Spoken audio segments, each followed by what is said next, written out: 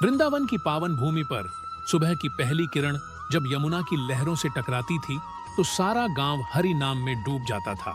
उसी धरती पर जन्मी थी एक ऐसी बाल लीलाओं की कथा जो आज भी जन जन के मन को मोह लेती है।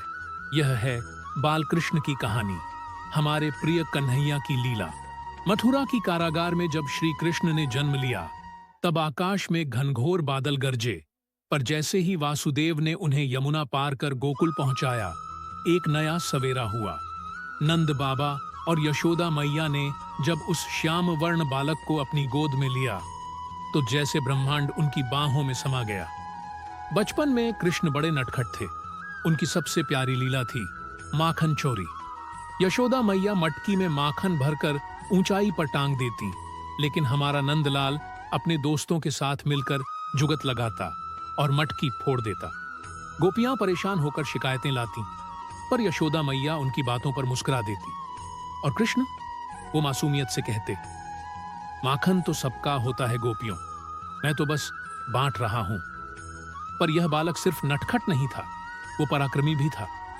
एक दिन यमुना नदी में रहने वाला कालिया नाग लोगों को डराता था। कृष्ण सीधे कूद पड़े नदी में और फनों पर नृत्य करने लगे। उसकी विषैली सांसें भी श्री कृष्ण की मुस्कान को रोक न सकी। अंत में नाग ने हार मान ली और वचन दिया वह यमुना छोड़ देगा। एक बार जब यशोदा मैया ने कृष्ण का मुंह खोला तो उसमें देखा पूरा ब्रह्मांड, तारे, सूर्य, चंद्रमा और स्वयं को भी कृष्ण के मुख में। मैया कुछ पल को ठिठक गईं, पर अगले ही क्षण वह दृश्य विलीन हो गया।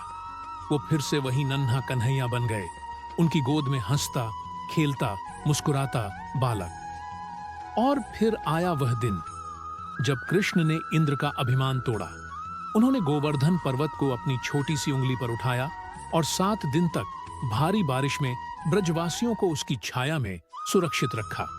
तब सबने जाना यह कोई साधारण बालक नहीं, स्वयं नारायण है। कृष्ण की बाल लीलाएं सिर्फ कहानियां नहीं हैं, वो जीवन के हर पहलू को छूती हैं। प्रेम, शरारत, करुणा और धर्म की स्थापना। आज भी जब कान्हा की बांसुरी गूंजती है तो वृंदावन की गलियों में लगता है जैसे कन्हैया अब भी खेल रहे हों।